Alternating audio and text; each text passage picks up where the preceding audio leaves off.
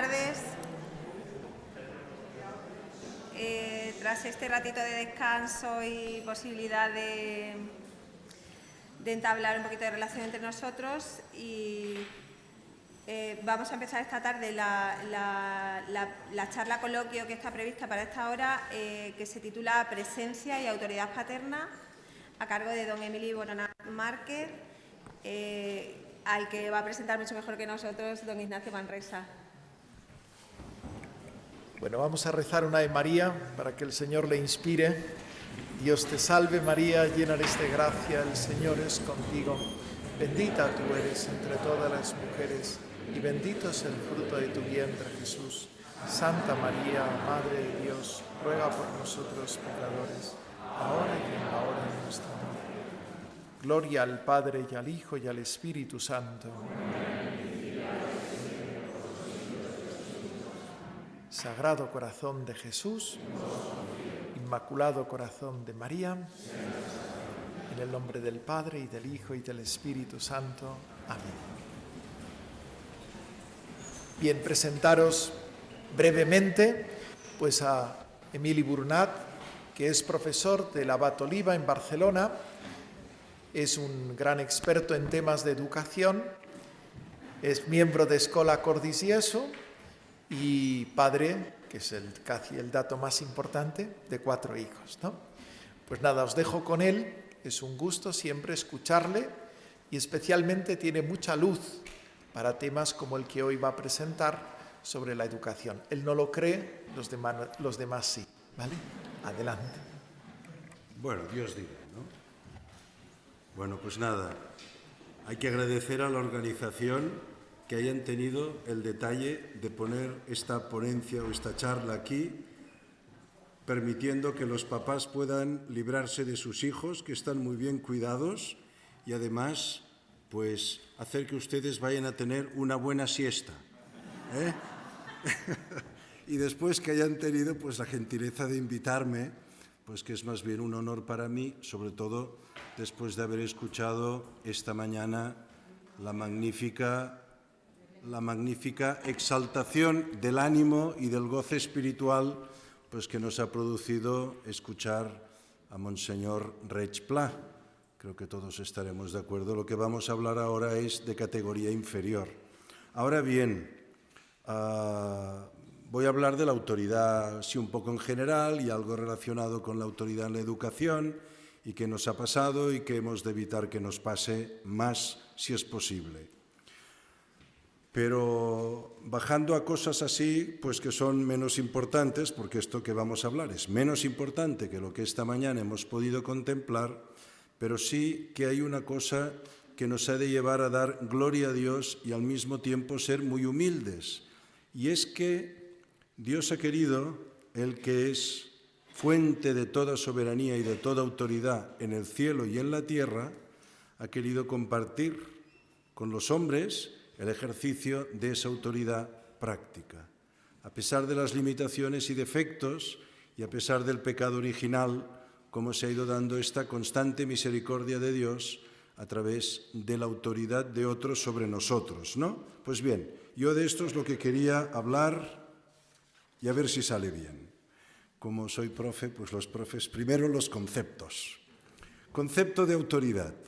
Pues viene, todos más o menos lo saben, ¿no?, de autoritas, una palabra que procede augere, un verbo latino que significa aumentar, hacer crecer, tomar cuerpo, desarrollarse. Es decir, crecer en tanto que desarrollar una posibilidad inherente en el otro. El autor es aquel que es capaz de desarrollar algo, casi diríamos, a partir de la nada. Por eso decimos que Dios es autor de todas las cosas, porque las hizo ser de la nada y ha querido compartir con nosotros que podamos hacer que de lo que aparentemente no pueda dar nada de sí, de mucho de sí, como pues hace Dios con el hombre a través de la gracia, de los dones naturales, como hacen los padres con los hijos y como hacen los maestros con sus discípulos y como debieran hacer también los buenos gobernantes con sus súbditos, que para eso está la ley y el buen gobierno, para cooperar en hacer al hombre mejor y llegar a donde pueda llegar a ser para vivir una vida justa y buena. Este es el autor. La autoridad, por tanto, se distingue y se distinguía para los romanos de la potestas. La potestas es la potestad. La autoridad es la capacidad de hacerse respetar y a la vez implica el reconocimiento por parte de otros. En cambio, la potestad o poder se asocia más bien a la fuerza, al mando impuesto por la fuerza y tiene un carácter impositivo. Así que mientras la autoridad, por así decirlo, emana, el poder se impone. Y por lo tanto, la autoridad busca más convencer que vencer. La autoridad forma parte del orden natural de la vida. Y esto lo repito porque es muy importante. No es un invento y una creación de la cultura porque es muy represiva o muy machista y este tipo de cosas. La autoridad forma parte del orden natural de la vida.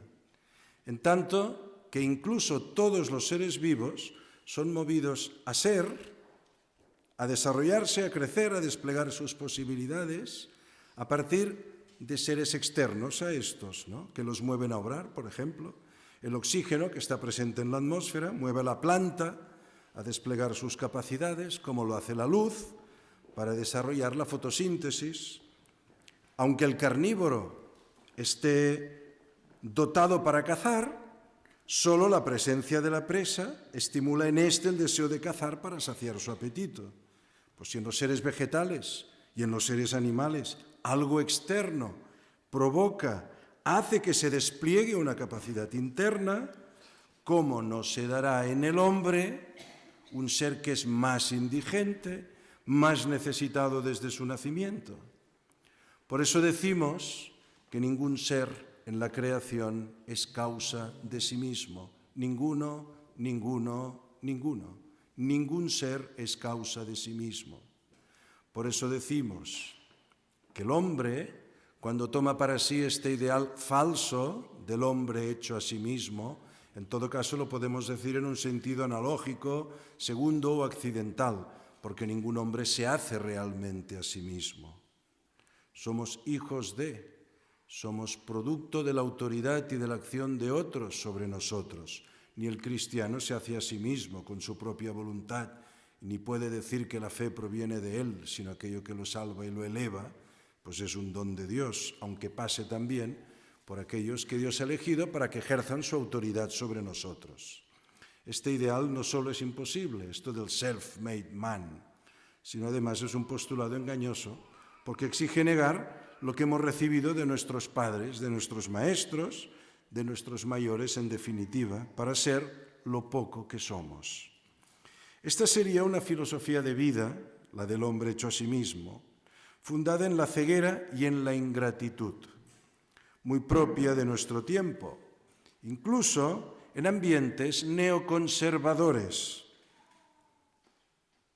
que exaltan la libertad, que exaltan la potencialidad individual, pero niegan o disminuyen la importancia de la comunidad, de la tradición, de la familia, exaltando la mera capacidad individual, la mera libertad personal.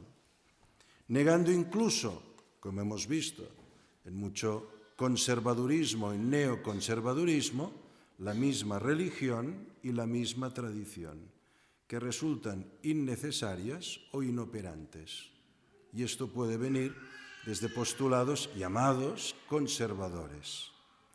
El hombre es el único ser que precisa larguísimo tiempo de sus mayores para llegar a ser lo que pueda ser. Se aprende a andar. Parece una tontería, pero se aprende a andar. Los niños se ponen de pie para alcanzar cosas, pero no está muy claro que llegaran a andar siempre sobre sus dos pies.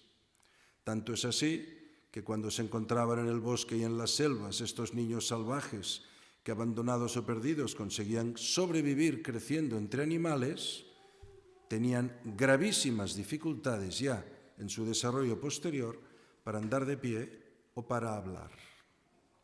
Es que también se aprende a comer, se aprende a sentarse, se aprende a hablar, a escuchar, a mirar.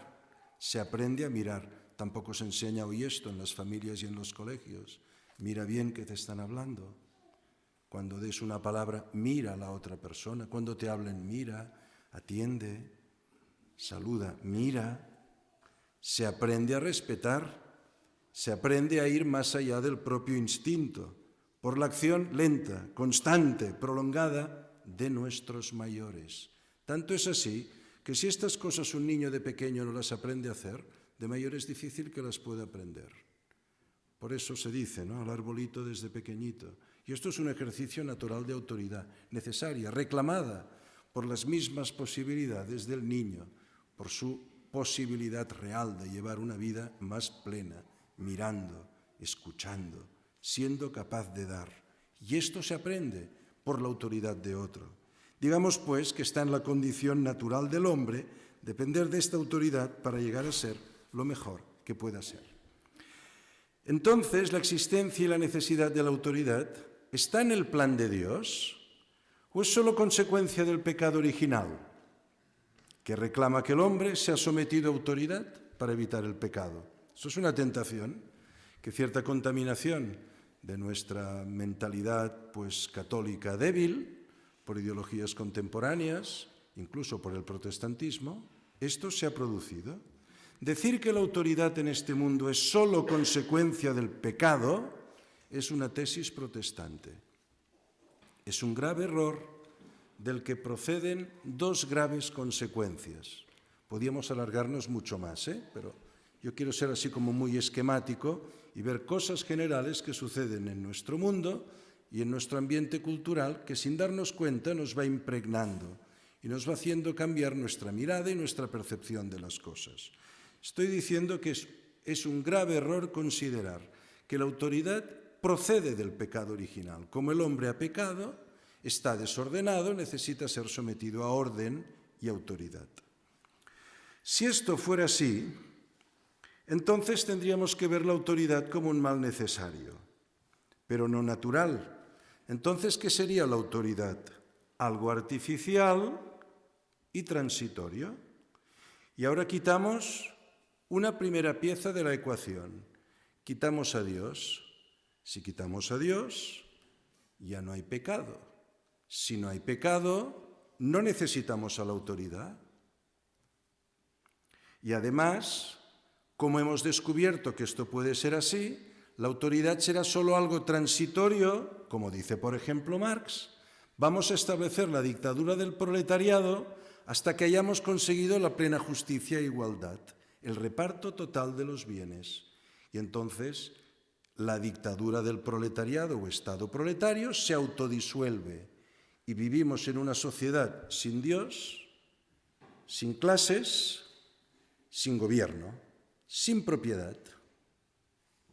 Consecuencia de esto, es muy curioso que el marxismo se haya desarrollado ideológicamente en un ambiente más bien protestante, o bien por la protestantización de nuestra cultura. Segundo error que derivaría, o segunda consecuencia que derivaría de esta afirmación, de que la autoridad es meramente emanada de una necesidad, consecuencia del pecado original. Pues sería el igualitarismo.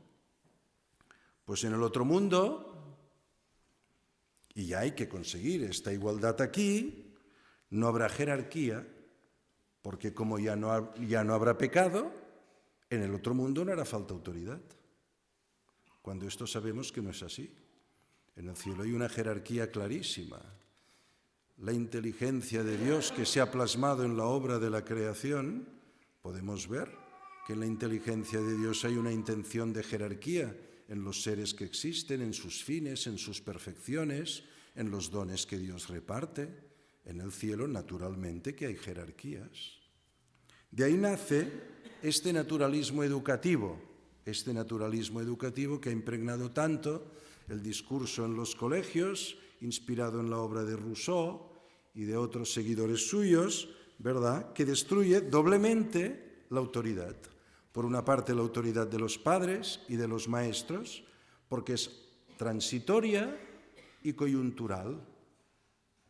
Solo práctica. La autoridad tiene un fin práctico, que es meramente la crianza de los hijos, porque los hijos deben aprender por ellos mismos, los maestros son meros cooperadores de su aprendizaje, la educación es un mero acto de despliegue de sus propias capacidades y no una imposición o una enseñanza externa.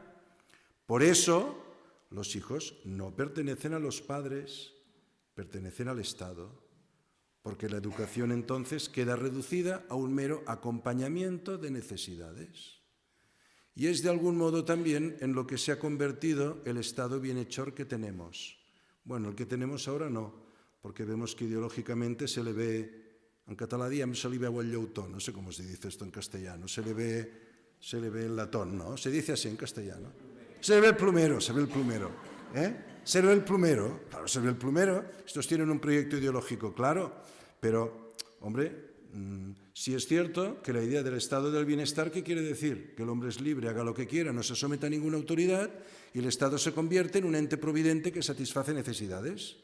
Entonces esto educa al ciudadano de modo que el ciudadano se pasa todo el tiempo reclamando al Estado no justicia, sino servicios. Y esto es más o menos lo que vivimos en nuestras sociedades occidentales decadentes. Por esto en las escuelas los maestros son, así como los padres, los gestores de la crianza, los maestros son meros cooperadores del aprendizaje espontáneo y natural del niño, sin límites, sin restricciones, sin imposiciones, despreciando naturalmente todo lo que sea académico, es decir, lo magistral. Enseñar, transmitir, esto es algo negativo que vulnera la libertad de los alumnos. La autoridad es, por lo tanto, algo a superar.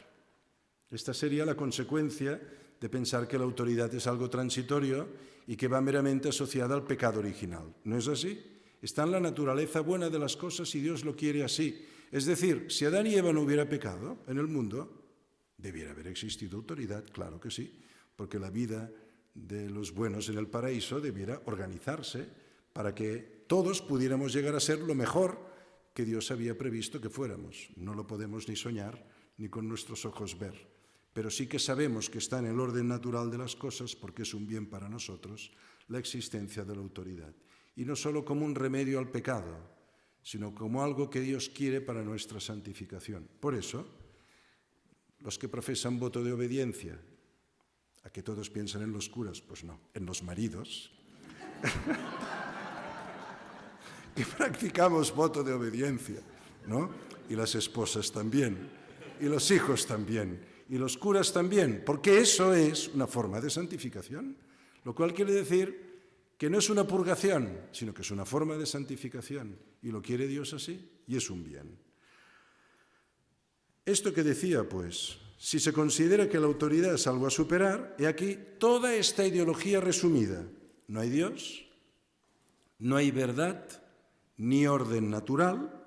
No existe ya una razón común capaz de reconocer que existe el orden natural, la negación de la razón. Los que saben un poco de filosofía saben que Kant niega la capacidad de la razón de conocer la verdad de las cosas o las cosas en sí, al margen de nuestra forma de conocerlas, que son una construcción que el sujeto realiza, ¿verdad?, a partir de sus propias condiciones y todas estas cosas. Por lo tanto, no existe pues verdad, no existe naturaleza humana, por lo tanto, cada uno puede construir su género y su identidad como le plazca. Es decir, ya ni la biología constituye una autoridad evidente, natural y real para la libre determinación de cada cual en algo tan evidente como el propio sexo. Ahora me enviaba un exalumno que es muy chistoso, un anuncio que hace la Generalitat de Cataluña. Sabe que en Cataluña somos muy avanzados. Y entonces ahora en Cataluña la Generalitat, que se ve que le sobra el dinero, va a repartir estos artilugios modernos y ecológicos y reciclables para la menstruación. Y entonces está destinada a mujeres menstruantes, tal, y al final los últimos de la lista son y hombres menstruantes. Y yo digo, no puede ser, un hombre no puede menstruar. Entonces se me ocurre decir, claro, es que es una mujer. Claro, es el orden de la biología. Ese orden ya nos ha aceptado como una realidad ante la cual uno ha de descubrir su propia identidad, ¿no? Bueno, ¿qué nos ha pasado? ¿Qué nos ha pasado? Es evidente que vamos hacia un mundo totalitario, es evidente, yo creo que lo vemos, ¿no? Vamos hacia un mundo totalitario en que el Estado lo controla todo, ¿no? Y uno piensa en los grandes totalitarismos que barrieron el mundo occidental pues, a lo largo del siglo XX y aún persisten camuflados. Hannah Arendt dice, en una obra que tiene que se llama Los orígenes del totalitarismo, dice que la autoridad ha desaparecido del mundo moderno. Yo creo que esto es una afirmación muy verdadera, muy verdadera. En su obra expone la siguiente idea. No fueron tanto los totalitarismos los que acabaron con las formas tradicionales de autoridad, que son la familia, la escuela y la religión. Saben que los totalitarismos pretenden destruir esto, pero Hannah Arendt dice, no fueron los totalitarismos los que destruyeron esto, sino que fue precisamente por el desmoronamiento de cualquier forma de autoridad natural que se hizo posible el totalitarismo. No sé si consigo explicarme. Para que el totalitarismo sea posible, del alma de las gentes ha de desaparecer el amor a Dios y el temor de Dios, la veneración de sus mayores y el respeto por sus mayores, la autoridad del maestro y el respeto a los servidores públicos y a los bienes comunes. Cuando esto es destruido, entonces el totalitarismo llega. No es que el totalitarismo lo destruya, puede que le dé el remate o la puntilla final, pero el totalitarismo llega cuando en una sociedad eso ya ha sido destruido. Y esto es lo que nos está sucediendo a las sociedades occidentales.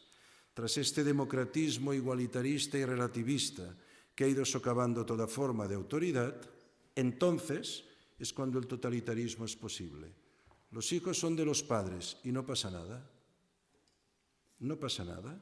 Y ahora damos un paso más y sigue sin pasar nada.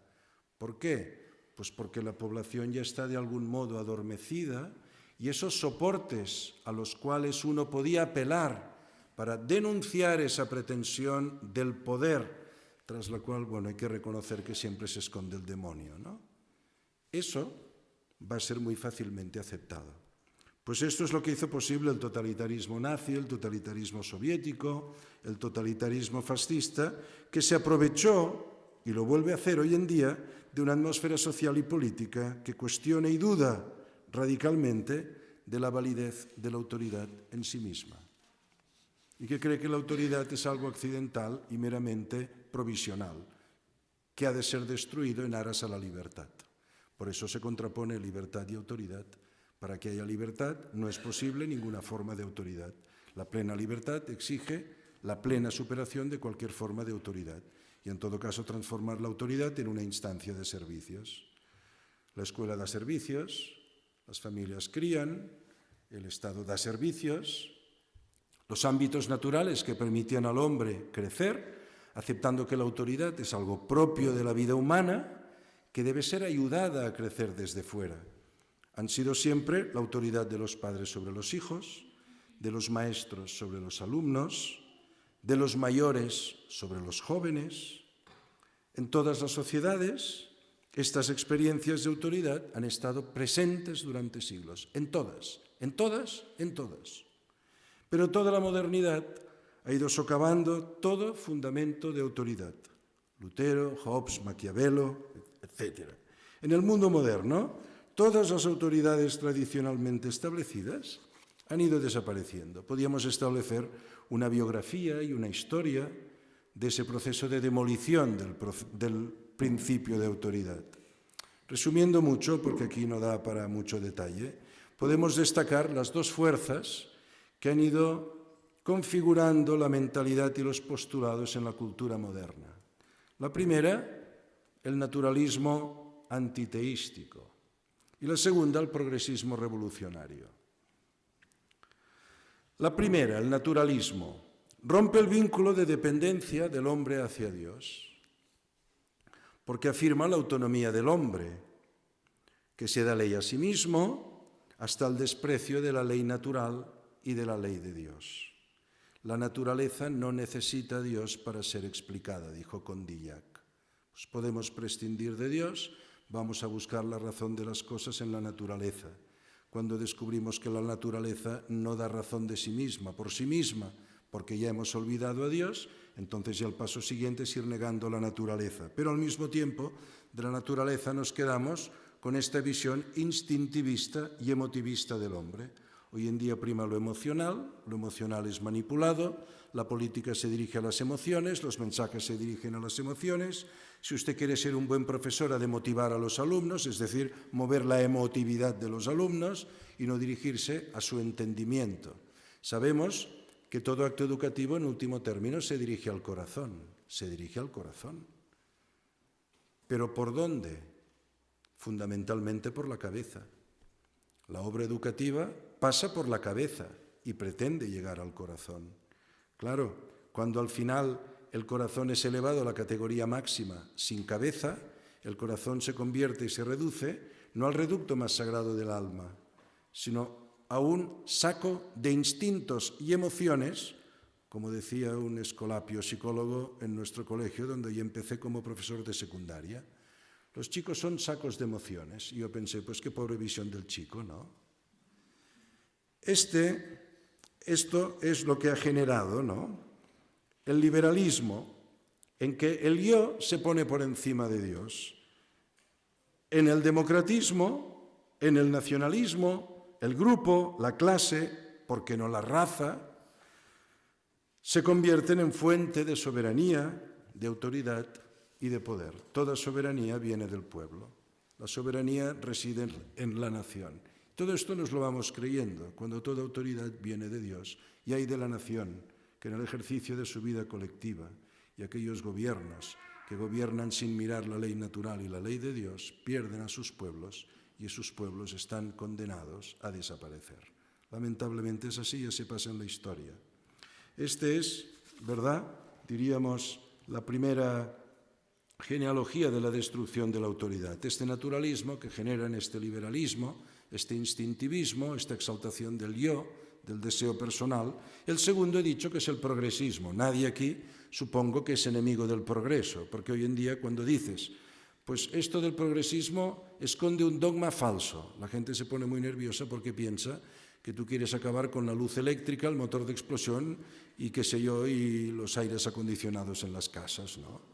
Y pretendes, pues eso que pretenden los ecologistas radicales, la extinción del género humano, porque es el cáncer del planeta, ¿no? No, en absoluto, al contrario. Hay que crecer y dominar la tierra, pero hay que dominarla según una ley sabia y santa, que es la ley de Dios. El progresismo no es esto.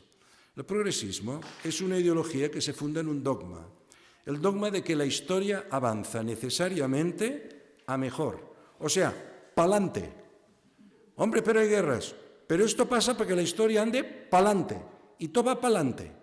Seguro, seguro, no se preocupe usted. Esto es porque todo va hacia adelante. Hagamos lo que hagamos, porque hay una ley de progreso necesario que, dicho sea de paso, es una secularización de la idea cristiana, de la esperanza mesiánica, de que Cristo es el Señor de la historia y es el que lleva la historia a plenitud. La lleva, como la lleva, va adelante, pero no va adelante como los progresistas creen. Va adelante porque es el que la va a salvar. Para lo cual, seguramente se ha de manifestar, para humillación de la soberbia humana, que los que creen que va a ir mejor van a ver cómo va a ir peor, porque así quede muy claro que el Señor y Salvador de la historia es Cristo, y no los partidos, las naciones o la ONU o el hombre en su soberbia. Esto creo que es muy importante. El progresismo esconde este dogma, que no es sino, como repito, una secularización de la esperanza cristiana. El mundo va hacia su plenitud. Esto será si usted cree en Dios y cree en la segunda venida de Jesucristo y la redención en la plenitud de los tiempos. Si no, ¿a santo de qué? La historia va hacia adelante. ¿Qué es hacia adelante? ¿Qué es hacia adelante? ¿El aborto? ¿Qué es hacia adelante? ¿Deshacernos de los ancianos y eliminar a los discapacitados? ¿Qué es ir adelante? este mundo aséptico, que al final, para que sea tan aséptico, necesita exterminar al ser más contaminante, que es el hombre, y la vida humana, y este tipo de cosas que están en muchas ideologías ecologistas. Saben que hoy las estadísticas dicen que los universitarios, más de la tercera parte, ya no quieren tener hijos. Y la razón que dan algunos que dan razón, porque muchos son simplemente por puro instinto egoísta de que quieren vivir bien y se creen que toda su vida van a ser jóvenes sin corrupción, muchos lo dicen porque esto de tener hijos hace mucho daño al planeta. Es un atentado a la vida, ¿verdad? Entonces, pues es mejor no tener hijos. Bueno, ven, este progresismo sin Dios y sin ley natural llega al propio odio contra el hombre. Bueno, este dogma, tal como decía, retomo, se funda en esta afirmación de que necesariamente mañana será mejor que hoy. Y por tanto hoy es mejor que mañana. Por tanto, tú, papá, ¿qué me vienes a enseñar a mí? Que tú no te enteras de qué va la vida.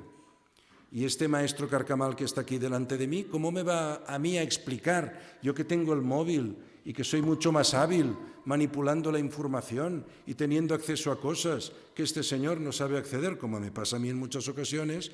Esto que dicen del control parental, yo lo encuentro magia. Porque ya me dirán ustedes, ellos que van más rápido que nosotros, ¿cómo los podemos controlar? ¿Cómo los podemos controlar si saben más que nosotros, aprenden más rápido que nosotros, son movidos por una curiosidad que nosotros ya no tenemos? Porque nosotros ya tenemos intereses selectivos.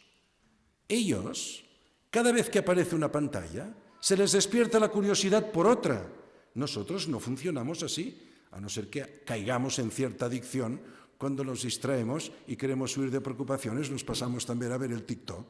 Y luego esto sabemos que no está bien y nos pasa factura. Pero ¿cómo podemos nosotros controlar si ellos aprenden más rápido que nosotros? Lo natural es que desprecien nuestra autoridad. Necesariamente, ellos han de despreciar el pasado que somos nosotros. Es esta ideología. El presente es mejor que el pasado y el futuro será necesariamente mejor. Consecuencia, el desprecio de la tradición. Consecuencia, cuestionar constantemente normas, costumbres, leyes, instituciones. Someter a crítica, esto que tanto se dice en los colegios hoy en día. Desarrollar el espíritu crítico, es decir, no poder más que decir lo que dice el poder. No para encontrar la verdad y mejorar aprendiendo del pasado, separando lo bueno de lo malo, sino simplemente para demoler el pasado. El espíritu crítico sirve para criticar todo aquello que no gusta al poder. No sé, leí una vez una cosa que escribió Pier Paolo Pasolini, que tuvo una vida muy turbulenta y no era más bien creyente, era comunista, pero ante los hechos de la Revolución del mayo del 68 dijo una cosa que me parece muy lúcida. Dijo: a vosotros jóvenes el poder os ha usado. Se dirigía a los jóvenes revolucionarios. Y a vosotros jóvenes el poder os está usando como instrumentos para demoler las últimas barreras que impedían el acrecentamiento del poder y el dominio de vuestras almas. Y estas barreras son la religión, la escuela y la familia. Lo dijo Pier Paolo Pasolini, que era comunista, y tenía toda la razón del mundo. Años 60. La revolución, el espíritu crítico, ha servido para demoler las barreras que impedían el avance incesante del Estado para controlar las almas y las conciencias. El olvido de la historia. Qué mal se enseña la historia en los colegios. Se la hace, parece a propósito, poco interesante y poco atractiva. ¿Qué decir de la legislación sobre la memoria histórica? El olvido, la negación, su destrucción. En este tremendo proceso de demolición, de revolución destructora, a veces violento, a veces incruento, como lo es hoy en día, se niega a Dios, se niega a la familia, se niega la autoridad del maestro, se niega en definitiva el orden natural y la creación. Es la obra del demonio contra Dios, a través del hombre y la inversión del orden creado. De la cultura woke quiere decir despierto. Si comes de esta manzana, se te abrirán los ojos, porque ahora estás dormido. Despierta es la tentación diabólica. A la negación de la naturaleza humana, por ejemplo, por la autodeterminación de género, y así uno es lo que quiere, serás como Dios, serás como Dios. De ahí el debilitamiento de la masculinidad, asociada a todas las formas culturales de la opresión violenta. Por eso el padre es puesto en cuestión, su autoridad y las formas de su autoridad cuestionadas, utilizar la cualidad paterna en un sentido negativo, patriarcado. Consecuentemente, la disolución de la figura paterna, siempre castradora, siempre opresora, y la paulatina feminización del varón en un tipo externo, adolescente o andrógeno, como las modas muestran cada vez más. ¿Qué hacer? ¿Qué hacer? Bueno, primero tomar conciencia que hoy en día la cosa está muy mal. No pasa nada. Cada época tiene sus pruebas y la nuestra seguramente acarrea muchísimas más que otras épocas. Entonces decir, no pasa nada y esto ha pasado siempre, pues es algo que no es verdad. Segunda cosa, que es muy difícil luchar contra esto, muy difícil. Con medios humanos es muy difícil. O sea, ¿nuestros hijos están más en peligro de lo que estuvimos nosotros? Sí. ¿Y nosotros estuvimos más en peligro de lo que estuvieron nuestros abuelos? Sí. ¿Dios permite esto? Sí. Misterios de la providencia. Para que se vea más aún el esplendor de su gloria. Porque nos sorprenden hoy, como nunca, tantas conversiones en tantos ámbitos tan alejados de la fe. Es un signo, lo cual lleva a proponernos mantener la fe y la esperanza.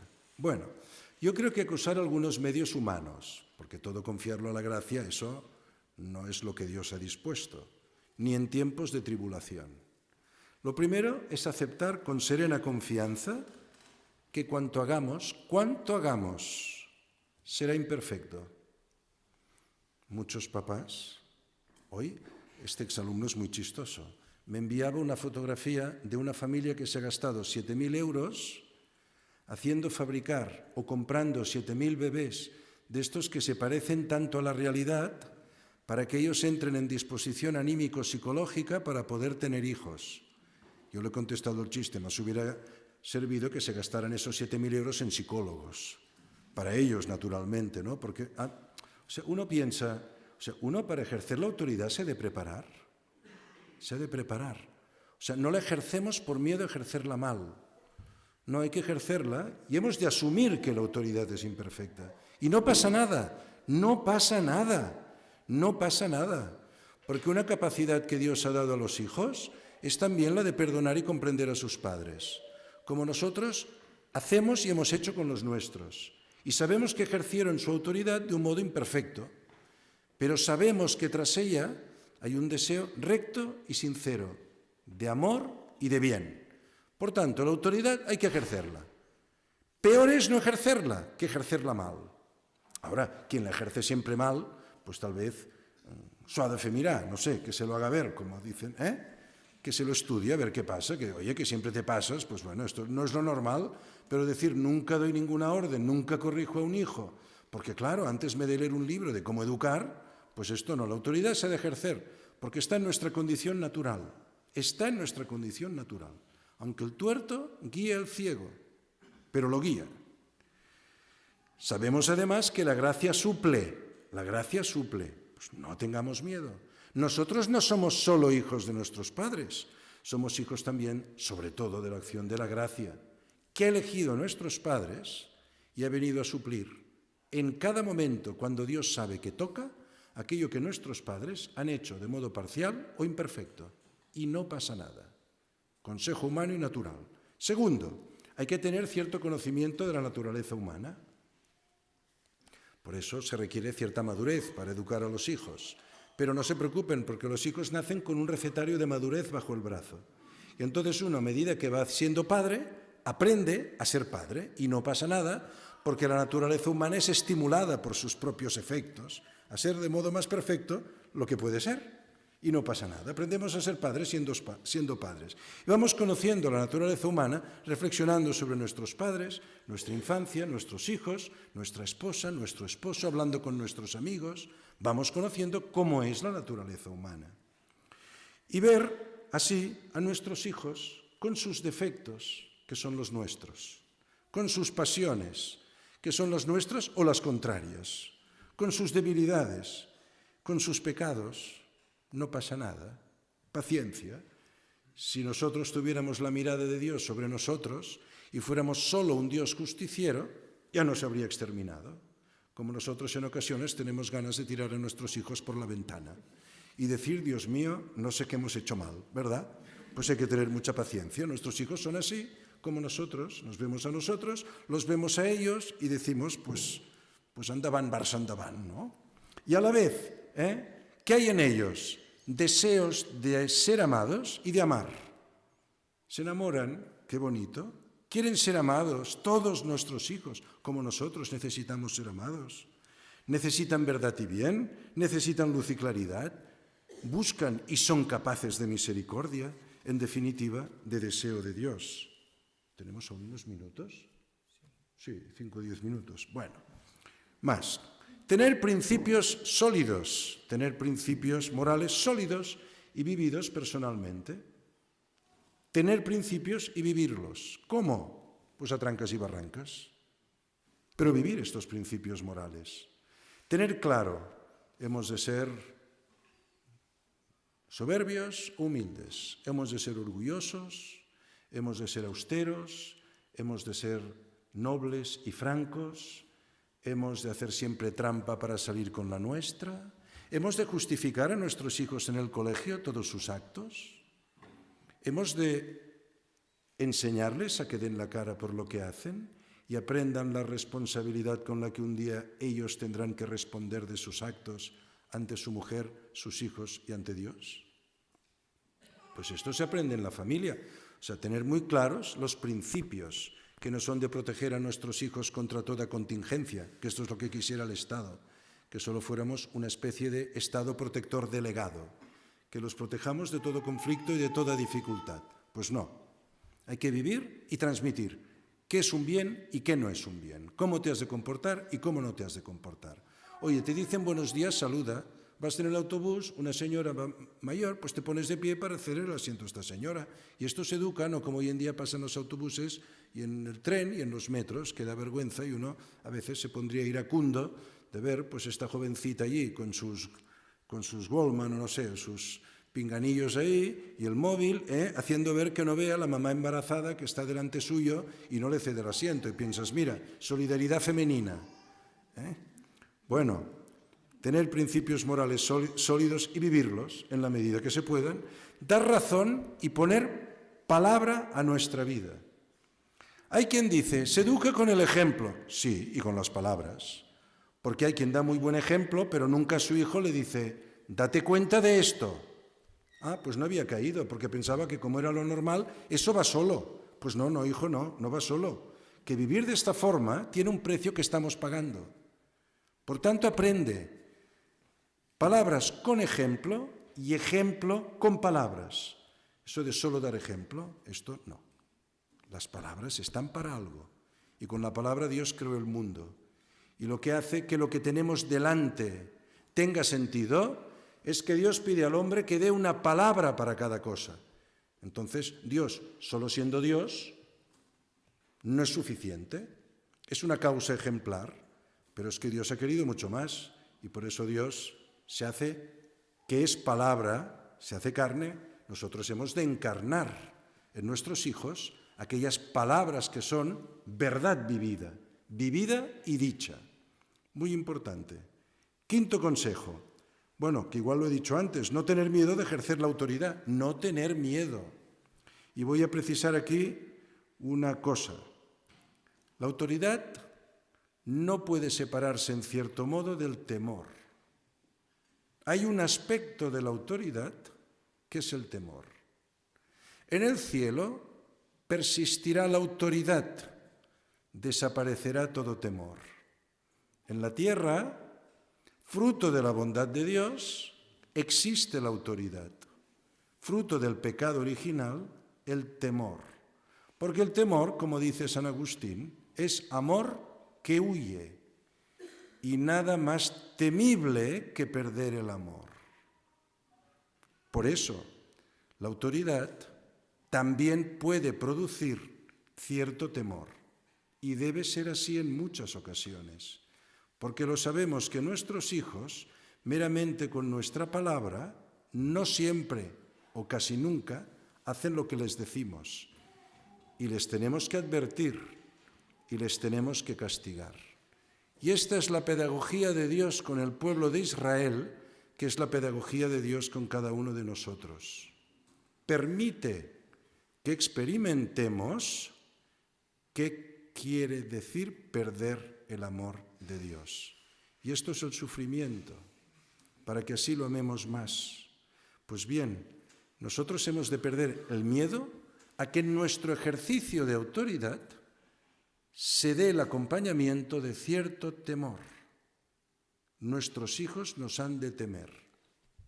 Y dicho esto, lo que quería haber dicho al principio, yo conocí un ilustre profesor y gran persona que ya murió, que decía, yo he llegado a un punto que no quiero dar más charlas de educación. Y yo estoy tentado de hacer lo mismo, porque los hijos me han hecho bastante poco caso en mi vida.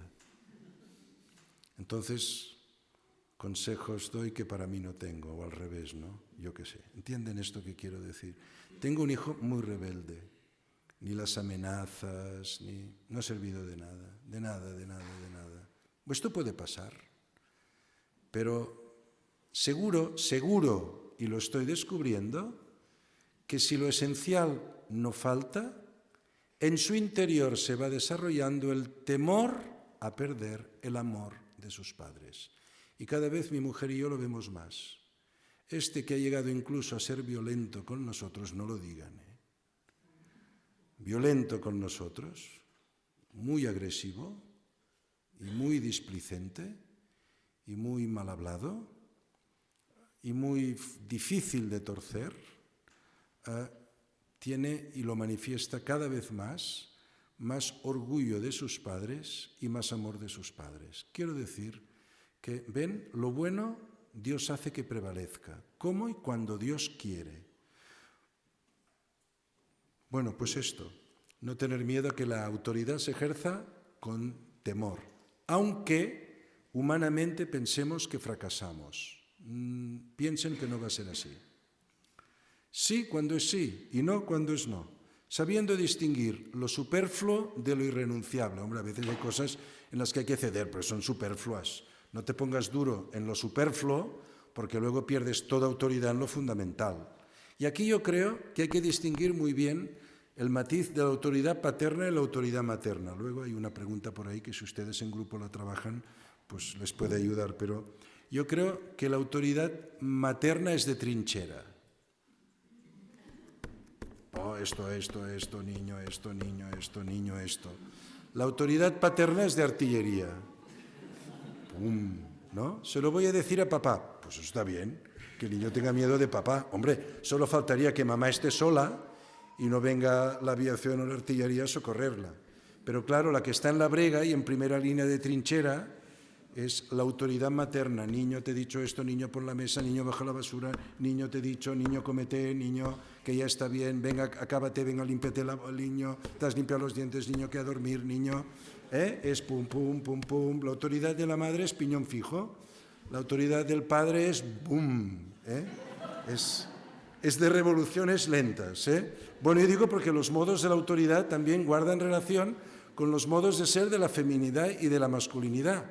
La mujer no se le escapa nada, nada. Nada es nada. Nada, porque tú crees que se le ha escapado y de repente un día...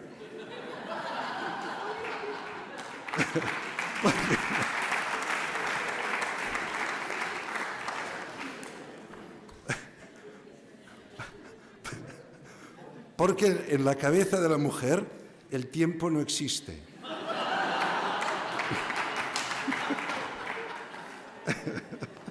Y eso sirve para recordar, hasta Hegel, que hizo una filosofía muy mala, dijo que la mujer es la memoria del hombre, y es verdad. No solo esto, sino porque además la mujer tiene una capacidad extraordinaria de anclar lo concreto en la eternidad. Por eso la mujer supera el tiempo y el hombre no.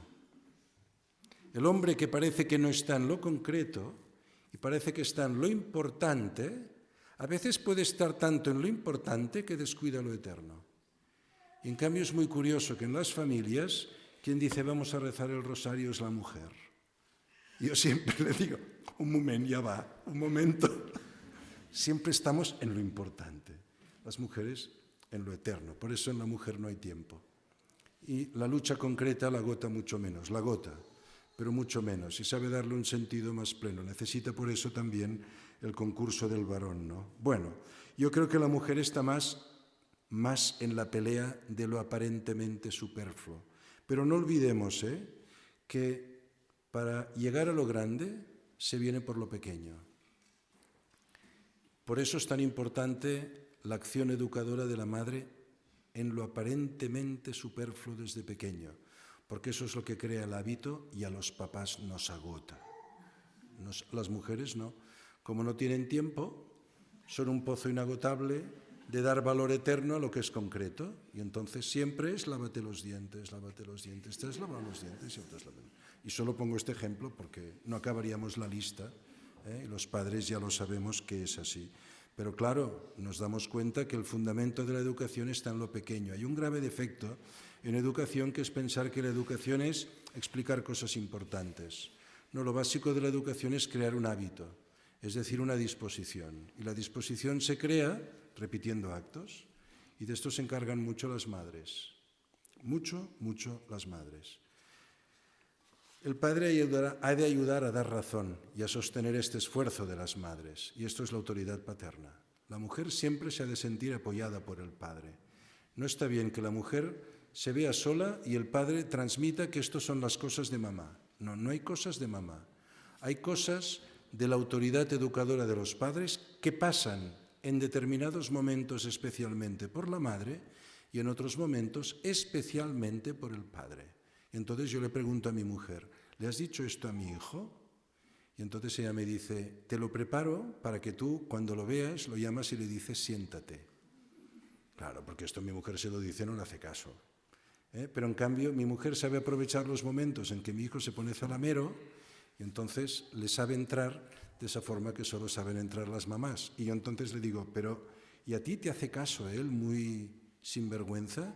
Y entonces me dice, bueno, pero tú no te preocupes, el problema lo tiene con la autoridad tuya, pero lo vamos preparando. Bueno, pues esto es la lucha de los padres para educar a nuestros hijos. Esto no nos debe hacer ni temer ni desanimarnos. Pero eso en sí mismo no basta. Estos son consejos humanos, ¿no? Pero como cada vez hay más incitación a la desobediencia, cada vez más, hacen falta cada vez más los medios sobrenaturales. Y el primero de ellos es la fe. Nosotros hemos de tener certeza ciega que nuestros hijos son antes de Dios que nuestros. Antes de que fueras concebido en el seno materno, yo ya te amé. Y esto en ocasiones también sirve para corregir los amores posesivos de los padres, y en esto especialmente de las madres, que suelen tener una tendencia más proteccionista y posesiva respecto del hijo. Las que se quejan más en los colegios son las mamás. Los papás se quejan menos, a veces por dejadez, pero a veces porque la mamá sufre con más dolor el sufrimiento de su propio hijo. Los hijos son antes de Dios que nuestros, son antes de Dios que nuestros.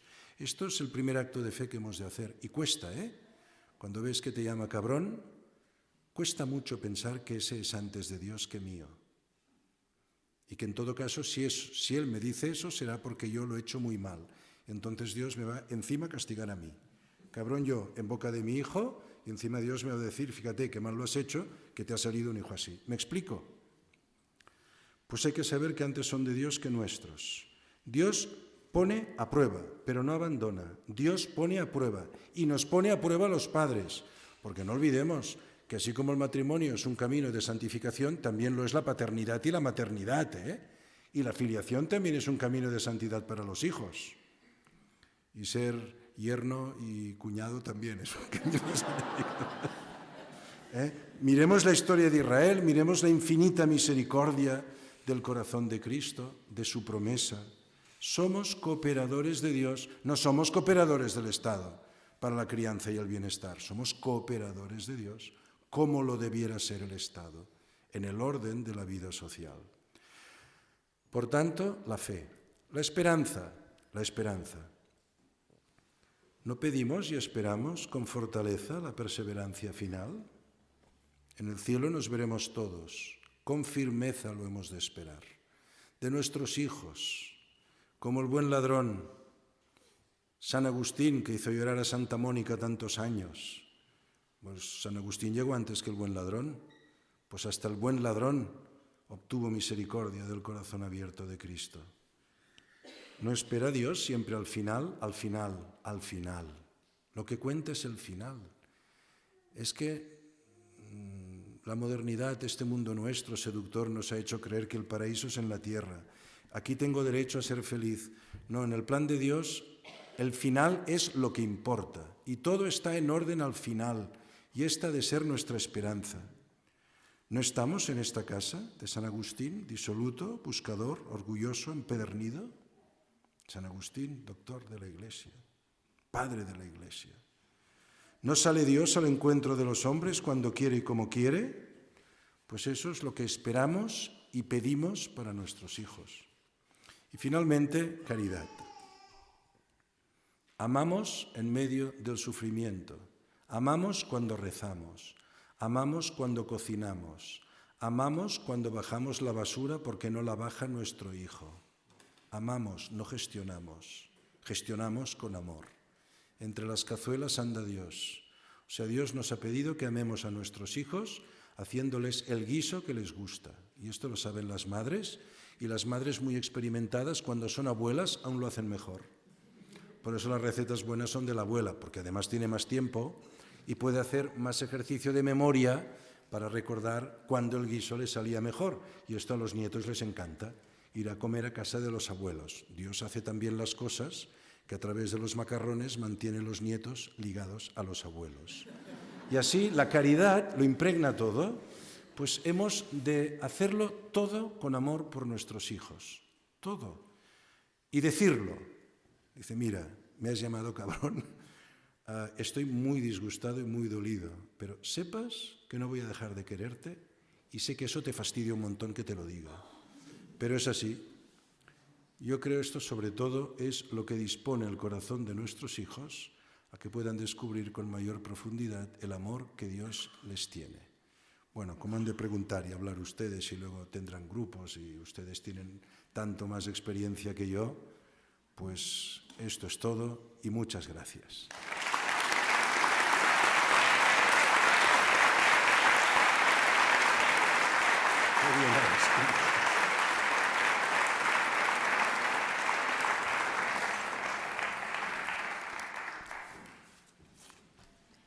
No sé si habéis escrito preguntas.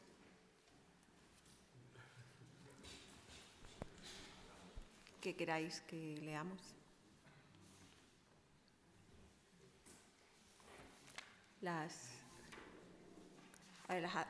Es que están levantando la mano, ¿las hacen con micrófono? ¿O las escriben mejor, no? A ver.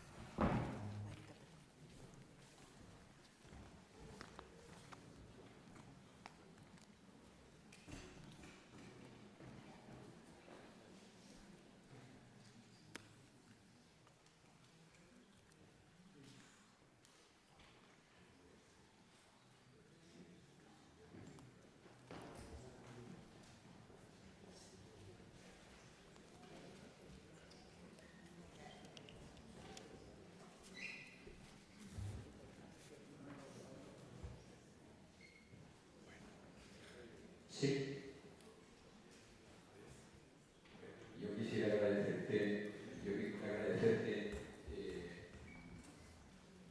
En primer lugar, la vinculación al orden natural, que llevamos muchos años en los que se habla muy poco del orden natural, y la relación que has establecido entre orden natural y autoridad. Hay una cosa que, aunque la autoridad es natural, al final el Señor nos dice antes de la ascensión, id y predicar. Y en ese ir y enseñar a todos los pueblos está pues el ejercicio de esa autoridad, ¿no? Y forma parte de nuestra vida esencial del cristiano, ¿no? Entonces, bueno, yo no sé, pero me parece como muy importante esta relación entre orden natural y el principio de autoridad. Cuando hablabas de esta resonancia entre orden natural y autoridad, me venía a mí a la cabeza una frase me parece que era de Cánovas, en el que decía: no se olvide, Señor, no ceda que tranquilidad viene de tranca, porque para los liberales la autoridad viene del palo. A mí el profesor de Derecho me explicó que el principio de justicia y de autoridad viene del poder coercitivo del Estado, y no, eso es del tirano o del déspota, pero la autoridad del padre viene del ejercicio, de la búsqueda del bien y de la verdad. No sé si podrías quizás un poco explicarme mejor esto. Bueno, no sé si mucho mejor, ¿eh? Es que cada uno tiene sus querencias, como los toros, a las tablas, ¿no? Y yo, como soy profe, igual me voy a cosas que son más bien de tipo teórico, como a lo largo de esta charla pues ha salido. Yo creo que es una corrupción de la cultura moderna esta escisión entre el mundo natural y el mundo sobrenatural, entre el mundo de lo misterioso, desconocido e indemostrable y el mundo de lo demostrable. La primera escisión se da incluso en el mundo católico como consecuencia de la protestantización, en que el mundo natural es contemplado como corrompido y destruido por el pecado original, empezando por la propia naturaleza humana, de la cual, por lo tanto, nada podemos esperar, ni de bien ni de verdad. Por eso el hombre ha de ser sometido a una autoridad de fuerza. Por eso la autoridad es algo transitorio y es algo en el fondo negativo, de lo que siempre sería mejor poder prescindir. Esto se ha dado en el mundo cristiano protestante y ha incidido en el catolicismo. Una iglesia sin jerarquía, una iglesia democrática, una iglesia en la cual la predicación la pudiera hacer cualquiera. Entonces, una cosa es dar una conferencia aquí y otra sentar cátedra, pues como ha hecho el obispo Rechplaist, ¿no? Cuando ha hecho la homilía y la predicación, pues tomando la tradición de la sinagoga y la predicación evangélica, ¿no? Esto yo creo que se ha dado en el mundo católico también. Lo natural tiene sus leyes, lo sobrenatural es una cosa de la Iglesia. Lo sobrenatural es para mujeres, esto es una tesis muy propia del nazismo, la mujer las 3 Ks, Kinder, Küche und Kirche. Niños, cocina e iglesia. Es para mujeres la fantasía, la imaginación, esta visión negativa, aún más negativa de la mujer que expande el protestantismo sobre la cultura puritana, europea y liberal. Y luego, esta misma tendencia se da no solo en un ámbito religioso, seguramente es una consecuencia de lo religioso, y se da también en el ámbito de la vida, diríamos, filosófica, política, social, económica, cuando se separa claramente el orden de lo demostrable y manipulable del orden de lo indemostrable y no manipulable, el orden de la naturaleza y el orden de la gracia, es decir, el mundo conocido y el mundo que solo podemos imaginar o pensar, como decía Kant, ¿no? Entonces, ¿Dios qué es? Pues Dios es un principio de razón, pero no sabemos si existe fuera de nuestra razón. Pero va bien pensar que existe Dios como causa no causada de todas las cosas. Va bien pensarlo, pero no lo podemos saber. Consiguientemente, la vida ordinaria no se puede regir según lo sobrenatural o según lo trascendente o lo espiritual. Y de ahí se justifica pues toda secularización de la vida social y de la vida política. El apartamiento de la religión de las constituciones, el apartamiento de los signos religiosos de la vida pública, y los católicos hemos entrado en esto. Somos los primeros que en muchas ocasiones decimos los curas en esto no tienen nada que decir. No, claro, seguramente lo debieran decir los políticos, pero los políticos cuando dicen algo de verdad, tiene que ser una verdad armónica y sinfónica con la verdad de la revelación sobrenatural, porque si no, ¿dónde vamos? ¿Dónde vamos? ¿Que la vida humana solo dependa en su valor de lo que decide una asamblea y no esté fundada en una dignidad de naturaleza que ultrapasa al hombre? Porque, como bien nos ha recordado, el hombre es más que el hombre, como decía Pascal. Claro, es que hay algo más, y sin ese algo más el hombre no es hombre. Claro, esta escisión es contraria a los deseos de Dios para que el hombre coopere con él en el gobierno del mundo, en lo educativo, en lo político, en lo económico y en lo social. Por eso un mundo sin Dios está perdido. Está perdido. ¿Cómo está perdido el hombre sin Dios? Bueno, no sé si mucho he contestado, pero una respuesta de profe, de estas así, de filosofía y estas cosas, de cultura y de economía. Aquí está. Hay otra y creo que allí también hay... Sí. Me han pasado. ¿Cuál es mi primero? Bueno. La pregunta es, hoy en día, entre que la mujer trabaja fuera de casa, quizás el marido somos más conscientes de que tenemos que estar en casa por la falta del padre, por el teletrabajo, por muchas circunstancias. Muchas veces como que se iguala el tiempo que pasamos con los niños. Entonces puede pasar, o yo veo que los dos estamos en artillería, los dos en trinchera.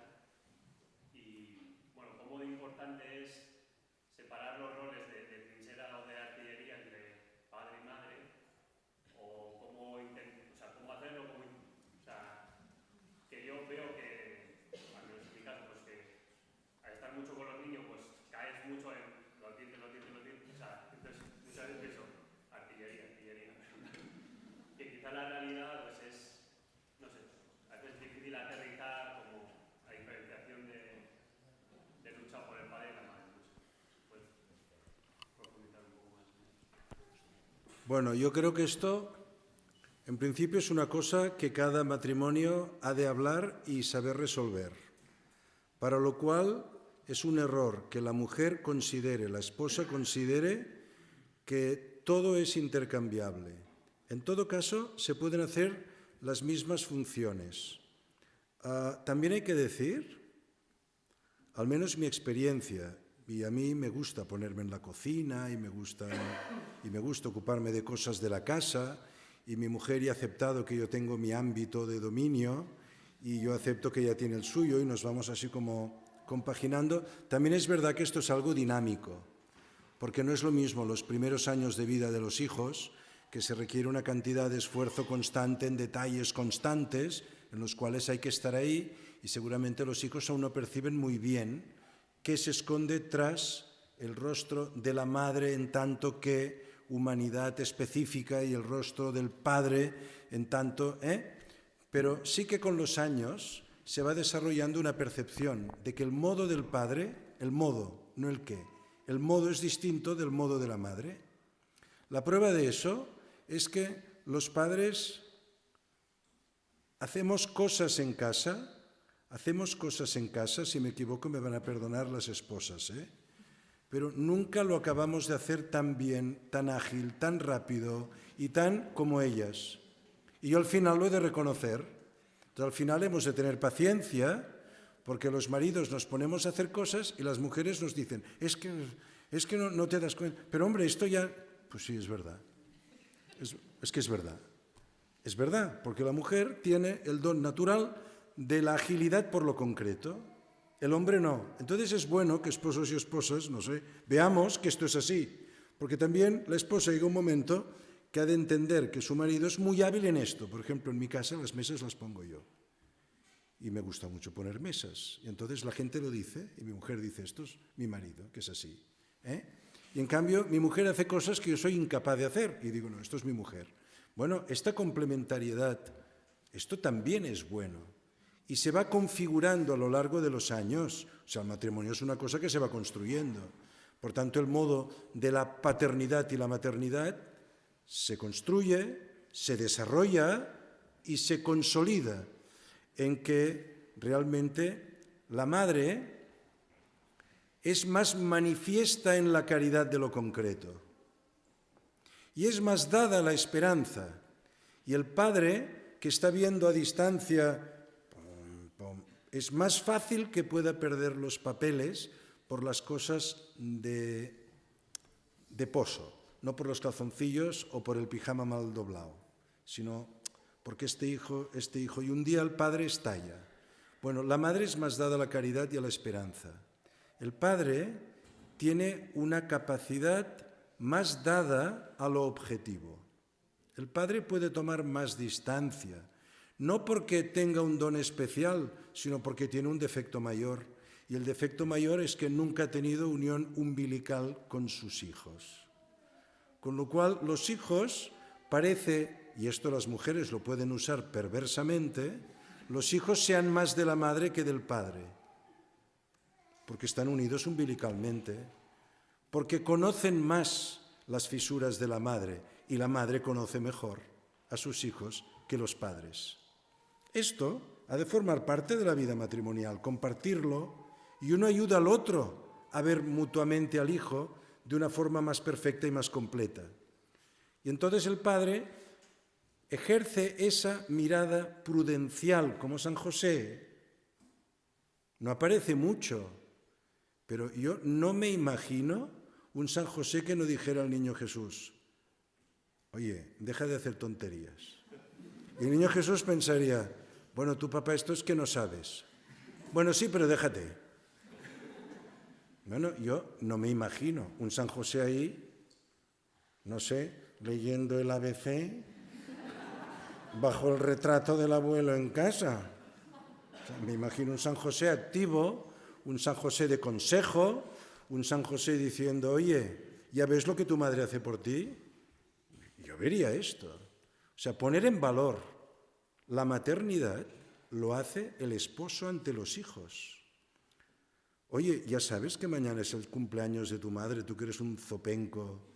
¿Has pensado qué le vas a hacer a tu madre? Esto, claro, un niño pequeño enseguida, un dibujo.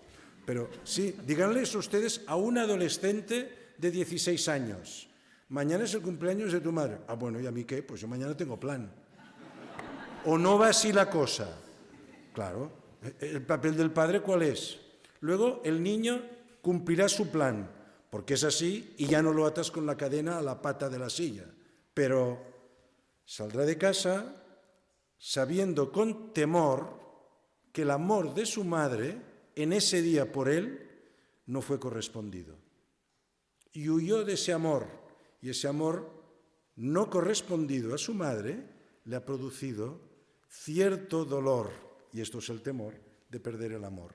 Bueno, los padres hacemos esto, las madres hacen cosas que nosotros no sabemos hacer. Y no es cuestión de tareas, las tareas, no. Yo pongo lavadoras, mi mujer acepta que yo planchando soy un desastre porque me pongo muy nervioso porque soy muy perfeccionista. Entonces plancho por aquí y me sale la arruga por allí. Entonces, si esto lo hago yo, no acabo de planchar. En cambio, plancha mi mujer, hay una pequeña arruguita, me encanta que me haya planchado mi mujer la camisa con la arruguita. ¿Qué quieren que les diga? Bueno, son ejemplos chorras de la vida diaria, ¿no? Creo que había algunas preguntas escritas por aquí. A ver, esta dice que si tenemos que transmitir a nuestros hijos el amor incondicional de Dios y que no vamos a dejar de quererles, ¿no es contradictorio fomentar en ellos la idea de que nuestro amor es condicional y pueden perderlo si no obedecen?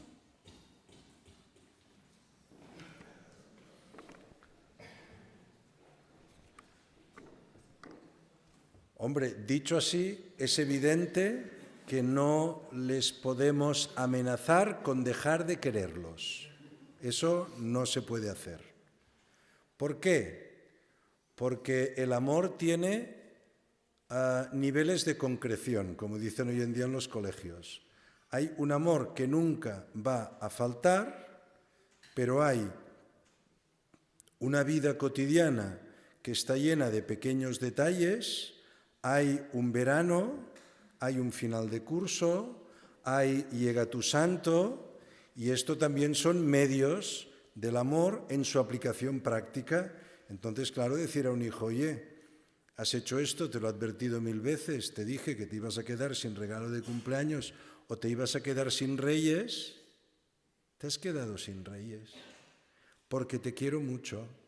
Es que si pasara de ti, pues te daría todo lo que quieres para que me dejaras en paz, pero como te quiero y de ti quiero que no seas un tío chantajista y gandul, pues te has quedado sin reyes. Quiero decir, yo te quiero, por eso te dejo sin reyes. Y para mí es más fácil darte lo que quieres y me lo devolverás con una sonrisa y por detrás me harás tururú, tururú, porque te has salido con la tuya. Es mucho más gratificante para mí eso que no tener que aguantar tu mala cara, tu pataleta, tu desprecio y tu insulto, porque tus hermanos han tenido reyes y tú no. A que para mí es más grato lo primero que lo segundo. Y solo puedo soportar lo segundo, porque aunque tú no lo veas, quiero, por tu bien, que tú no seas así y seas así. Y eso es quererte, y lo demás son cuentos. Bueno, no sé si con esto respondo. Igual respondo de una forma muy práctica, Creo que había algunas preguntas más. Una más en papel. Sí, en papel. La leo literal, ¿vale? Una autoridad materna de trinchera. ¿Es que el padre está ausente de las batallas del día a día? A las mujeres también nos agota. Y tanto. Por supuestísimo. Por supuestísimo. Por eso no está bien que los maridos se desentiendan de las trincheras de sus esposas. No está bien. Y por tanto vemos, pues hemos de ir y auxiliar. Los maridos, en muchos casos, solo somos la intendencia, porque nunca lo haremos tan bien. Pero hemos de llevar las municiones, hemos de apoyar, hemos de estar al lado, siempre, siempre. No sé, yo creo que esto es así. O sea, lo que está mal es decir, esto te toca a ti. O sea, en casa nos hemos dividido los roles. Hombre, no sé.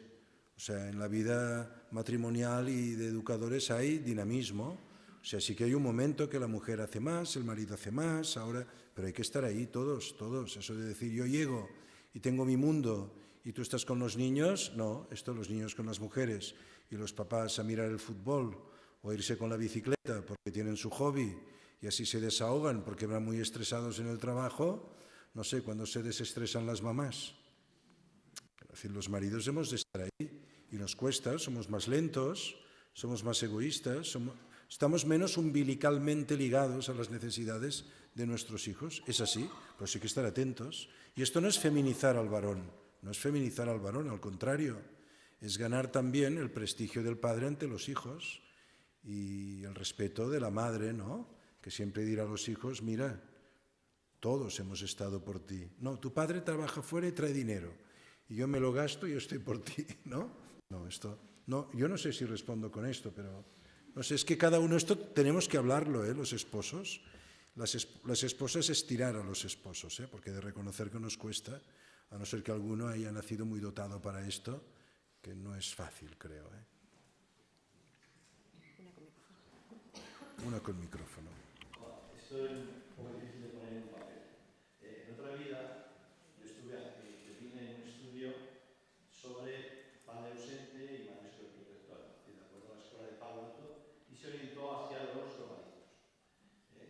Entonces, empezamos a ver que había habido como una especie de derrota en la familia. Las familias habían ido perdiendo sus roles. Entonces, ahora mismo, yo en la profesión, en el trabajo, estoy viendo que incluso hay hijos más maduros que los padres.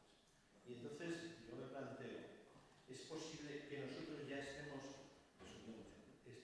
ya infectados por ese mal? Sí, nosotros aquí, los que estamos aquí, nos haya afectado ese mal?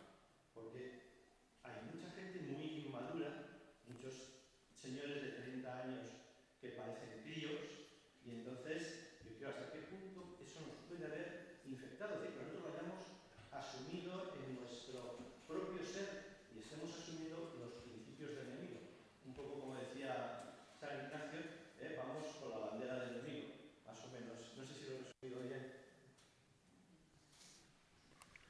No sé si lo podré contestar bien, pero yo creo que hemos vivido y estamos viviendo unos años de efebocracia, la dictadura de los efebos, de los jóvenes, de los adolescentes, la eterna juventud. Todos quieren ser jóvenes, nadie quiere vestirse de persona mayor. Yo me acuerdo, mi padre nunca vistió como un adolescente. Ahora los padres vestimos como adolescentes. Yo nunca vi a mi suegro llegar a casa y ponerse un chándal. Siempre llevó su chaleco y su corbata. Se quitó la americana y se puso un batín. Estas cosas, porque uno percibía en el orden ambiental que una persona mayor es una persona mayor y uno aprendía a querer ser mayor.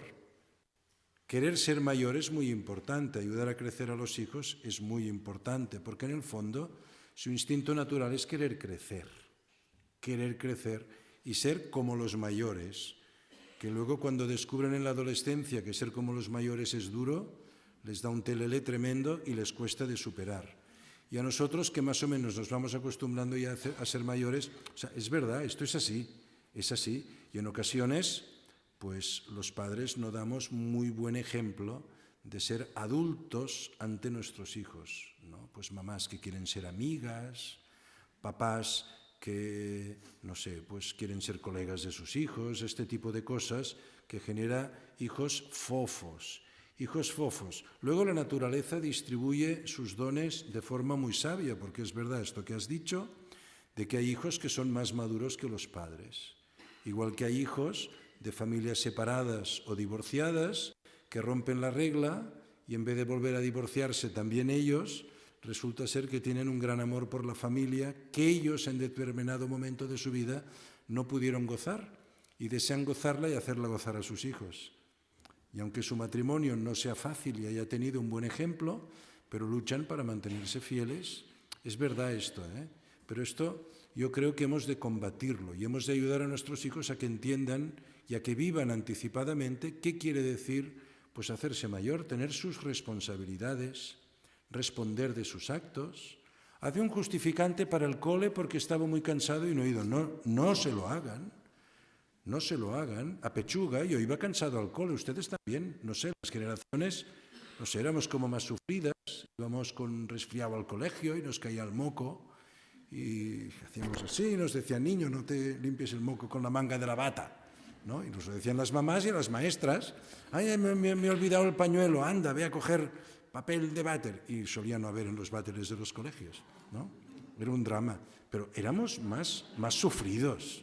Es que nuestros hijos, claro, entonces, claro, nadie quiere hacerse viejo, nadie quiere hacerse mayor, nadie quiere ponerse una corbata porque hoy, ¿no? Claro, este tipo de cosas, creo que sí, esto lo hemos de vigilar. El mundo verdadero es el mundo adulto, el mundo sabio es el de los ancianos, y esto lo hemos olvidado. Hemos desconectado a nuestros hijos de nuestros abuelos. Esto es una pena. A los abuelos, pues llega un momento en tu vida que te hace mucho bien. Incluso mi hijo ha descubierto, el mayor es más serio, ha descubierto cosas de mí a través de mi padre, lo cual es muy curioso, porque me parece muy interesante y muy bonito para él. Y también para mi padre, que lo pueda transmitir a su nieto, ¿no? No sé, este valor de vida que creo que se ha perdido, pues también es una forma de mengua de la autoridad.